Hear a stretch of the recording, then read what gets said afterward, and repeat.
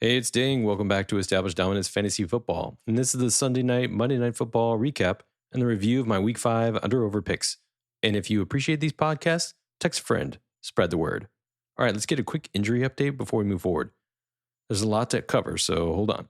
ETN's got a shoulder injury. Bigsby has to be rostered. Shakir is day-to-day with an ankle injury.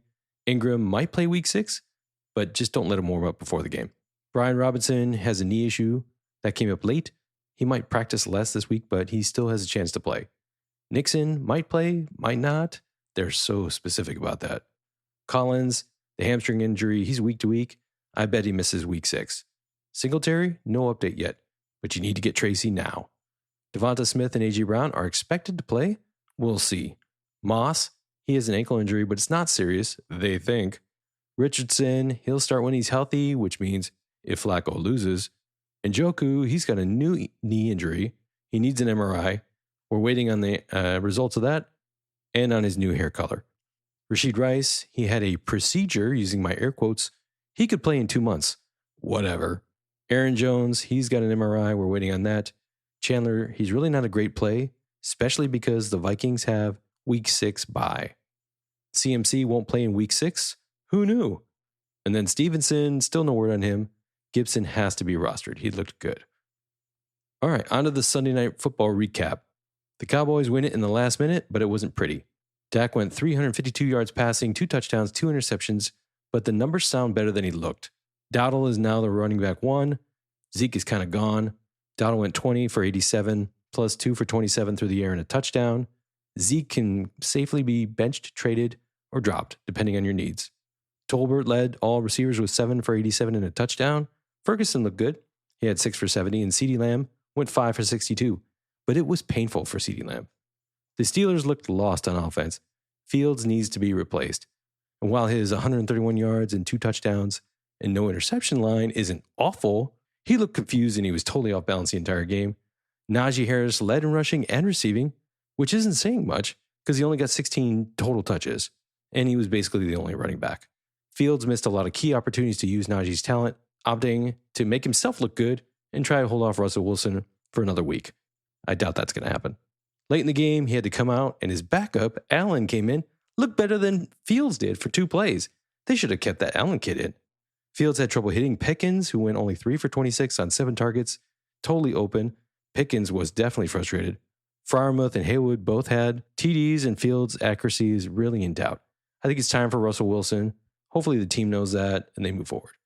All right, moving on to tonight's Monday Night Football game. The big story, Derek Carr exiting in the 4th quarter with an unknown injury, and it's still unknown at this time.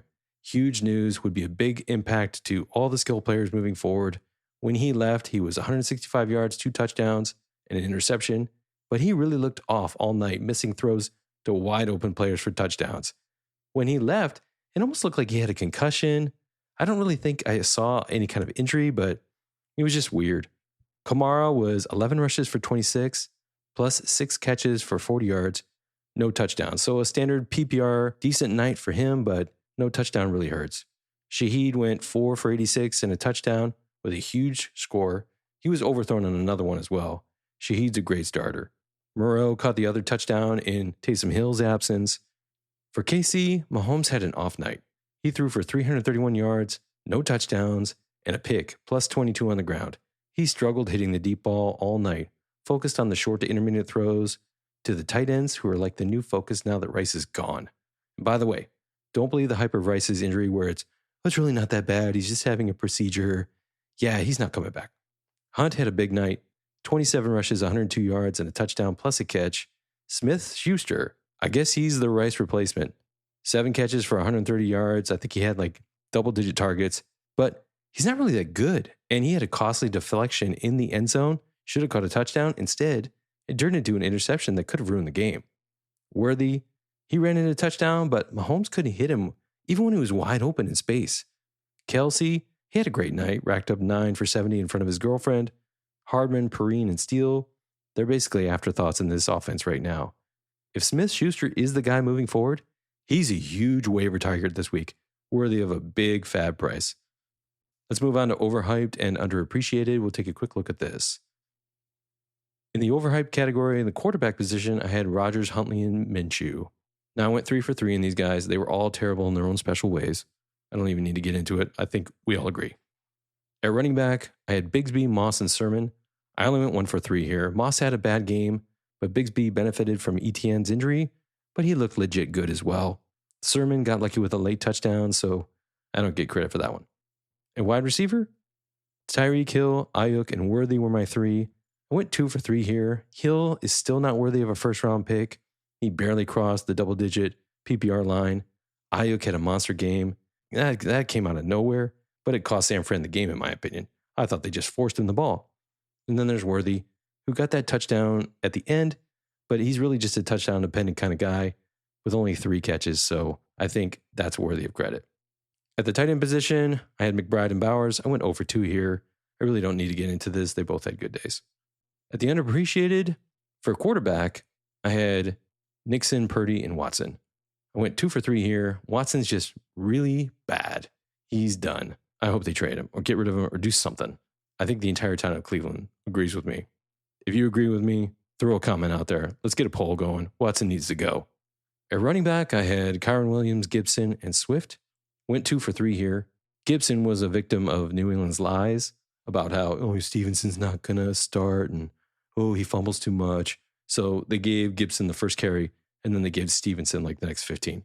It was a joke. Anyway, now that Stevenson's out, that makes Gibson the guy. But 2 for 3, there you go. Wide receiver, I had Wicks, Cooper, and Leggett. Man, goose egg here, 0 for 3. Leggett got injured. That's tough. Cooper, he almost counted. He had 10 points PPR, but that's still not enough for me for a guy who went in like second, third round. He should be getting more than that. However, he's on the trade block now for a third rounder. Alert to all the teams out there. Wicks, he's just awful. Going from 14 targets or whatever it was to like 7, caught 3 balls. At the tight end position, I had Kelsey and Conklin. I went 2 for 2 there. They both had good days. Okay, it was a decent under-over week. Not perfect. Who is? There's a lot of injuries out there. We'll cover that in our waiver episode tomorrow once we get into the Tuesday injury report, which will give us a little bit more specificity. But high on your waiver list for this week should be Gibson, Smith-Schuster, Tracy, Bigsby, and Chase Brown, if they're there, but not necessarily in that order. Depends on what your team needs. Take a good look at your team also and see if you can make a sell while they're high kind of trade. This is a great week to do that, to fill the bye week voids coming up. It'll help you for the playoffs, help you get to the playoffs. Andrews is a good candidate for trade while high. Now remember, there are 4 teams coming up for bye week 6, KC, the Rams, Miami, and the Vikings, which is why I say stay away from Chandler.